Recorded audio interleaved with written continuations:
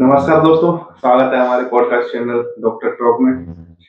आज का पॉडकास्ट बहुत ही खास होने वाला है क्योंकि आज हम जिस बीमारी के बारे में बात करेंगे, जिसका नाम सुनते ही लोगों के अंदर एक डर सा बैठ जाता है। तो बीमारी का नाम है कैंसर। तो कैंसर के बारे में हमारे साथ जुड़ चुके हैं ऑन्कोलॉजिक सर्जन हैं डॉक्टर ध्रुव के महाजन। बहुत बहुत धन्यवाद सर, थैंक यू आपका पॉडकास्ट में समय देने के लिए। तो सबसे पहले सर हमारे दर्शकों को बताइए सर, ऑन्कोलॉजिक सर्जन होता क्या है सर? जो सर्जिकल ऑन्कोलॉजिस्ट कहते हैं या ऑन्को सर्जन कहते हैं, ये वो सर्जन होता है जो कि स्पेशलाइज्ड होता है कैंसर ट्रीटमेंट के लिए, कैंसर सर्जरी के लिए।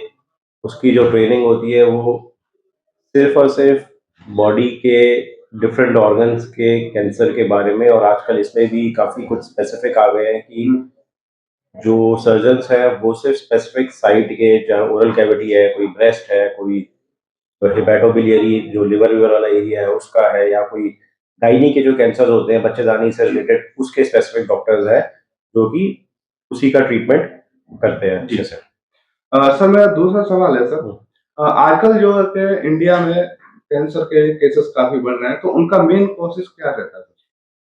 देखो, कैंसर के केसेस एक्चुअली बहुत ज़्यादा बढ़ रहे हैं। इंडिया एक type of cancer capital C हो रही है।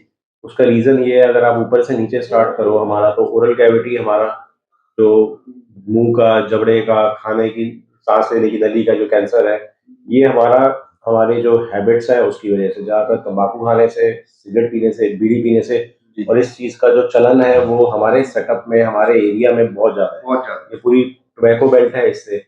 उसके बाद जो ये खाने की नली का कैंसर है, ये भी सिगरेट पीने से होता है बहुत ज़्यादा। उसके साथ साथ जो डाइट है, हमारी डाइट में जितने भी फ्राइड आइटम्स है, स्मोक्ड फूड है, स्मोक्ड फिश है, नॉनवेज का ज़्यादा है, तो वो स्टमक का, ईसोफेगस का बहुत करती है। और यही बड़ी आंत का कैंसर में बहुत बड़ा कॉज होता है। कब्ज रहना, तो खाएंगे ये चीज़ें ज़्यादा खाएंगे तेल तली वाली, तो कब्ज ज़्यादा करेगी। कब्ज करेगी तो ये आंत का कैंसर का एक बहुत बड़ा कॉज होता है ये।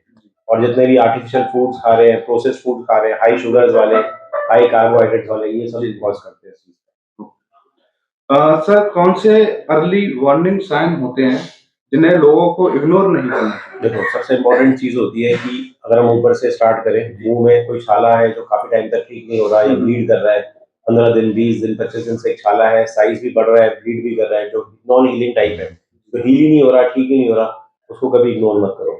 गले में कोई गिल्टी आ जाए या आपको गांठ महसूस हो रही है, कभी इग्नोर मत करो, अपने डॉक्टर को तुरंत दिखाइए।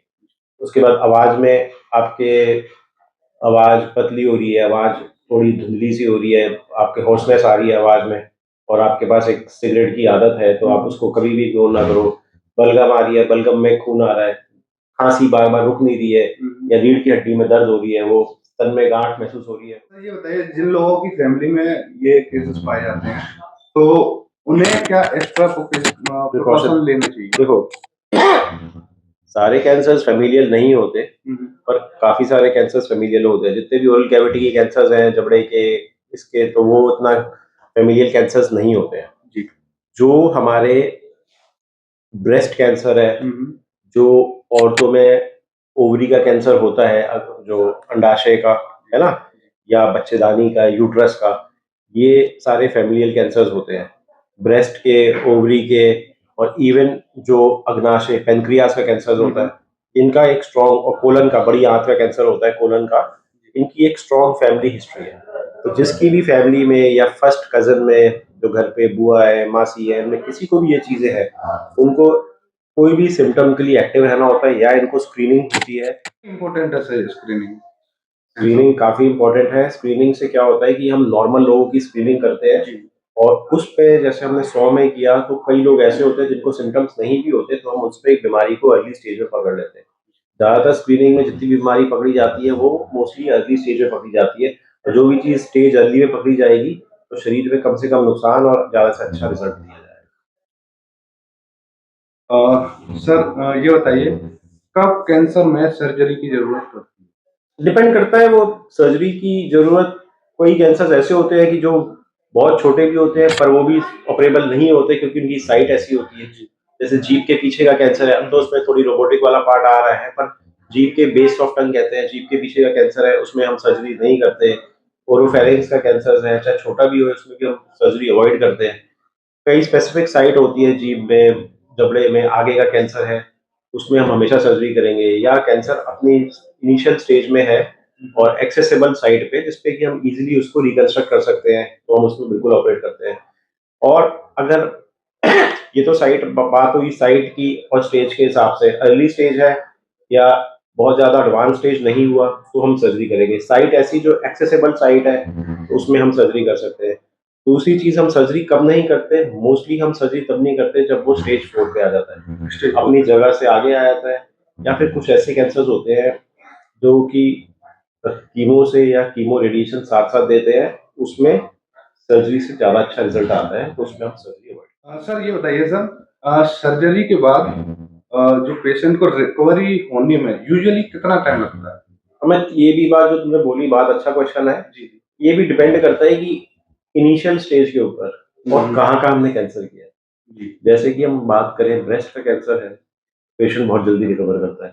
थायराइड का कैंसर है, जो थायराइड होती है जी, उसमें अगर हम कर रहे हैं, अनकॉम्प्लिकेटेड होगा, पेशेंट बहुत जल्दी रिकवर करता है, खाना पीना जल्दी स्टार्ट होता है। ब्रेस्ट का कैंसर है, सुबह ऑपरेशन हुआ, शाम को खाना चालू हो जाता है, कोई इसमें ऐसी दिक्कत नहीं होती।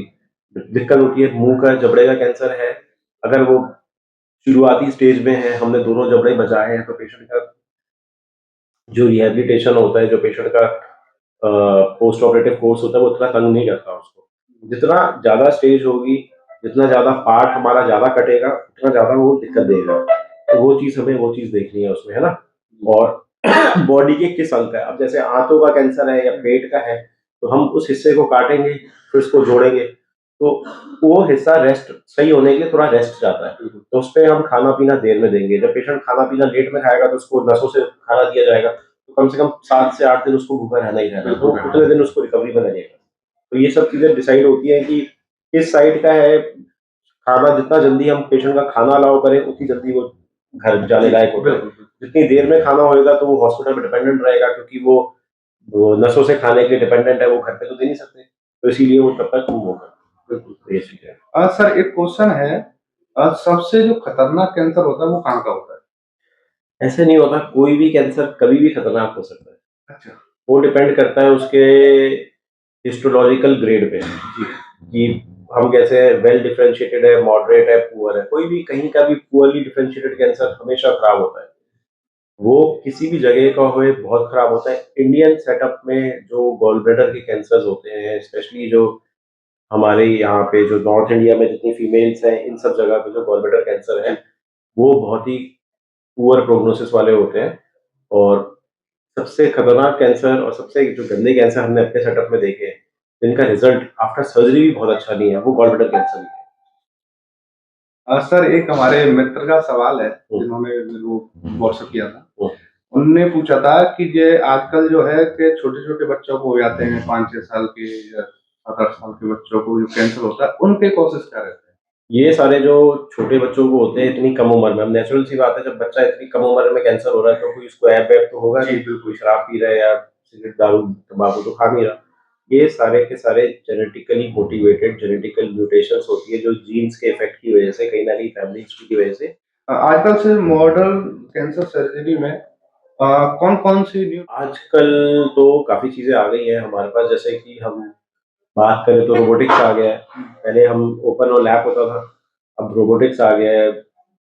अभी थोड़ा सा हमारे सेटअप में अफोर्डेबल की दिक्कतें आती है, इंडिया में जो पेशेंट सिलेक्शन होता है, तो वो अफोर्डेबिलिटी आती है, पर दिल्ली में देखो, इवन आगरा में भी अब कई कई जगह रोबोट आना स्टार्ट हो गए हैं। ठीक है, दूसरी चीज हमारे पास जो ओवरी का कैंसर करते हैं, उसमें हाईपेक वाली मशीन है, वो आनी स्टार्ट हो गई है, और काफी सेंटर्स अब लगाना स्टार्ट कर रहे हैं। तो ये सब चीजें हैं जो हम, और भी जो इंट्रा ऑपरेटिव सर्जरी के टाइम आईसीजी डाई होती है, एंडोसाइनिन ग्रीन, उसके थ्रू हम देख सकते हैं कि खून का फ्लो कैसा जा रहा है, कितना एरिया काटना है, कितना नहीं काटना है। तो काफी कुछ सहूलियतें हैं जो आ गई हैं, जो हमारे सर्जरी को आसान कर। सर ये बताइए, जैसे सर्जरी के बाद कीमो या रेडिएशन कब जरूरी? स्टेज के फाइनल पैथोलॉजी के बाद, इनिशियल स्टेज फाइनल पैथोलॉजी की रिपोर्ट, और कौन सा कैंसर कितना रिस्पॉन्सिव है कीमोथेरेपी से, रेडिएशन थेरेपी से, तो उसके हिसाब से हम देखते हैं कि इसको कीमो देनी है, रेडिएशन देनी है, या किसी किसी में कीमो रेडिएशन दोनों साथ साथ देते हैं। सर, पेशेंट और उनकी फैमिली के लिए मेंटली कैसे प्रिपेयर होना चाहिए? ये बहुत डिफिकल्ट क्वेश्चन है बताना। जी। देखो, किसी के भी घर पे कैंसर का कुछ भी खबर भी आए, जी। पूरा घर ही टूट जाता है, जी, है ना? बिल्कुल, बिल्कुल सही। बीमारी का जो नेचर है, हम जितना मर्जी कहते हैं क्योर हो गई, क्योर क्योर कुछ नहीं होता है इसमें। कभी भी बीमारी रिकरेंस करती है, और कोई अच्छे से अच्छा डॉक्टर कितना भी अच्छा करे, उसको ये चीज़ तो माननी है, कोई भी डिजीज किसी भी टाइम दोबारा लौट कर आ सकती है, चाहे वो कितने भी अच्छे हाथों से और कितनी भी अच्छी तरीके से की हो। बीमारी का नेचर ही ऐसा है, हम उस बीमारी को ट्रीट कर सकते हैं, उसको नेचर को बदल नहीं सकते, जी, है कि नहीं? बिल्कुल, और जो नेचर नेचर को है नहीं। बीमारी का वो हम नहीं बदल सकते। और वो किसी भी, उसका अगर नेचर खराब है तो वो लौटेगी ही लौटेगी, उसकी हाई चांसेस होती है लौटने की। जितना खराब नेचर है उतनी जल्दी चांसेस होती है लौटने की। तो इसलिए फैमिली को काउंसिल करके रखना चाहिए। अभी जिसको बताना है कि बीमारी, पहली जो खबर देनी होती है वो बहुत डिफिकल्ट होती है, डिफिकल्ट जिसको हम होता कहते है। हैं ब्रेकिंग बैड बिल्कुल, न्यूज़। बिल्कुल। वो बहुत डिफिकल्ट होती है, उनको धैर्य रखना चाहिए, समय पर विश्वास करना चाहिए, और सबसे इम्पोर्टेंट चीज़ है कि समय को महत्व देना चाहिए। जो भी चीज़ है, बीमारी तो आ गई है, हाँ, हमारे वो तो हाथ है। में क्या है? उसका इलाज। और इलाज का भी तभी फ़ायदा है जब हम सही जगह जाएँ और सही डॉक्टर को दिखाएँ और सही टाइम पे कराएँ और देरी ना करें। सर, लोगों के अंदर एक मिथ पैदा हो गया है हुँ। कि जैसे बायोप्सी करने से कैंसर फैलता है। बहुत ही गलत मिथ है। हमारे पास भी जो पेशेंट आते हैं 10 में से आप सोच लो 5 पेशेंट यही जी, जी, कहते जी। हैं कि बायोप्सी के बाद बढ़ जाता है, बढ़ तो कहीं जाता है। जाँच नहीं करानी। ऐसा कुछ नहीं होता। जब भी हम बायोप्सी करते हैं, ये बहुत अच्छा सवाल पूछा तुमने। जी, जब भी हम बायोप्सी करते हैं, नेचुरल सी बात है, बायोप्सी भी करना एक ट्रॉमा ही तो दे रहे हैं। बिल्कुल। थोड़ा-सा टुकड़ा टुकड़ा ही निकालेंगे तो निकाल दें। ट्रॉमा ही निकालेंगे ना, मशीन से होगी या फिर कोई ब्लेड से काट के करेंगे या एक कोई फोर्सेप्स से करेंगे तो होगी। बिल्कुल। बॉडी के किसी भी अंग को हम छेड़खानी करते हैं तो वहाँ दर्द होती है, खून का फ्लो बढ़ता है, खून आएगा, थोड़ी-सी सूजन रहेगी वहाँ पे। बायोप्सी से कभी भी बढ़ेगा नहीं। हाँ, किसी-किसी पेशेंट्स में देखा गया है कि बायोप्सी का थोड़ा-सा वो होता है ना, थोड़ी सूजन-वूजन रहती है। और जब तक हमें बीमारी का नेचर नहीं पता चलेगा, तब हम उसका इलाज कैसे कर जी, पाएँगे? बिल्कुल इसलिए सही बायोप्सी बात करानी बहुत ज़रूरी है। सर, क्या ये कैंसर छूने से फैलता है? छूने से तो ऐसा सच नहीं फैलता कभी। अब हाँ, छूने से नहीं फैलता, बट ये है कि आप जैसे किसी का मुँह का कैंसर है तो उसमें जो कैंसर के जो टुकड़े होते हैं वो तो जी, निकलते ही रहते हैं जी, इधर से बिल्कुल। उधर। जितना उसको अवॉइड करें उतना अच्छा हाँ, है। वो तो है। उसको ट्यूमर इम्प्लांटेशन कहते हैं, कहीं भी जाके लगेगा वो फिर दिक्कत देगा, जी। दूसरी बेटर ना वो सर, ये बताइए, क्या शुगर खाने से हो। कैंसर बढ़ता है? शुगर से देखिए, शुगर खाने से, कार्बोहाइड्रेट डाइट है हमारी, कार्बोहाइड्रेट डाइट होती है तो हमारी बॉडी में जो रिजर्व्स बढ़ेंगे सारे, तो ये सारी चीज़ें जो है हमारी बॉडी में फ्री एनर्जी, ये सब चीज़ें बढ़ाती है। तो ये तो आप सोच सकते हो कि इसमें जो हमारा ग्लूकोज़ लेवल्स बढ़ रहे हैं, सब कुछ बढ़ रहे हैं, बॉडी रेस्ट को पचाने के लिए भी इसको ज़्यादा एनर्जी चाहिए, हमारी उतनी ही हमारी जो क्या कहते हो एक्टिविटी हम कम करते हैं, लेथार्जिक से रहते हैं, तो इसलिए। और जो व्हाइट शुगर है is not good for health, वो तो मैं अवॉइड ही करता हूँ। सर, ये बताइए, तम्बाकू और अल्कोहल का जो रिस्क होता है कैंसर में, कितना होता बहुत सारा। आप सोचो कि 95% पेशेंट जो आते हैं, 100 में से जो 95% पेशेंट आएँगे उनके पास टोबैको की हिस्ट्री होती है किसी भी फॉर्म में, है कि नहीं? है? जी। तो आप अगर तम्बाकू खाते हो तो आपके अंदर कैंसर के चांसेस बहुत ज़्यादा है। आप तम्बाकू और अल्कोहल साथ-साथ लेते हो, तो इसका एक मल्टीप्लिकेशन वाला फैक्टर आता है, जो मतलब जो तम्बाकू से दुगनी चांसेस है कैंसर का, आप साथ में शराब भी ले रहे हो तो 6 गुना 8 गुना हो जाता है। तो इतना ज़्यादा होता है दोनों का, तो मतलब दोनों एक-दूसरे को इतना ज़्यादा भगा के देते हैं, जो चांसेस है और बढ़ती है।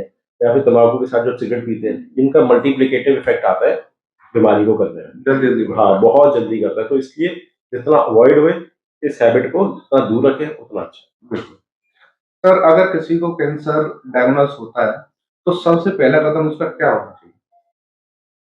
पूरी उसकी डायग्नोज हो गया तो प्रॉपर उसकी स्टेजिंग कराएँ। जी। प्रॉपर स्टेजिंग कराएँ, एक सबसे पहले एक सही डॉक्टर को चुनें। हमारा कैंसर हो गया, तो एक कैंसर सर्जन पे या मेडिकल ऑन्कोलॉजिस्ट पे, रेडिएशन वाले पे, जिस पे भी आप जाके, वो आपको कम से कम एक प्रॉपर चीज़, पूरी हिस्ट्री लेके वो करेगा, उसकी पूरी स्टेजिंग करेगा, तो कम से कम फिर एक सेग्रीगेशन हो जाएगा कि आपको मेडिकल ऑन्कोलॉजिस्ट पे जाना है, रेडिएशन पे जाना है या सर्जिकल पे जाना है, इसका क्या इलाज होना है। तो सबसे इम्पोर्टेंट चीज़ मैंने यही बोला कि प्रॉपर स्टेजिंग, सही समय पे जैसा बोले वैसा करवा के और ट्रीटमेंट स्टार्ट करें। जिस भी डोमेन का ट्रीटमेंट है वो होएगा। सर, एक लास्ट क्वेश्चन है। आप हमारी ऑडियंस को एक होपफुल मैसेज क्या देना चाहेंगे? ऑडियंस को यही मैसेज करेंगे कि सबसे पहले तो जो ईटिंग हैबिट्स है जी। उसको जितना हम सुधारें, क्योंकि काफ़ी कैंसर्स ऐसे होते हैं जो कि अवॉइडेबल फैक्टर्स होते हैं, उन फैक्टर्स को हम जितना अवॉइड करें उतना अच्छा है।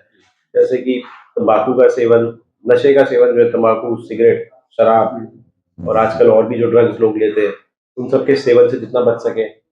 थोड़ी सेडेंटरी जो लाइफ होती है बैठने वाली, उससे कम अपने शरीर पे ध्यान दें। आधे घंटे पौन घंटा वर्कआउट करें, वो चीज़ आपको मदद करेगी, ठीक है ना? और साथ-साथ शुगर्स का कम से कम करें और रात में थोड़ा-सा हल्का ही खाना खाएँ और नियमित रूप से सुबह और थोड़ा बहुत शाम को टहलने का समय निकालें। थैंक यू सर, बहुत-बहुत धन्यवाद आपने इतना टाइम दिया हमारे पॉडकास्ट के लिए। Thank you. Thank you. दोस्तों याद रखिए जो कैंसर है वो उसका मतलब एंड नहीं है। आपको क्या है कि सही डॉक्टर के पास सही आपका माइंडसेट होना चाहिए, पॉजिटिव होना चाहिए।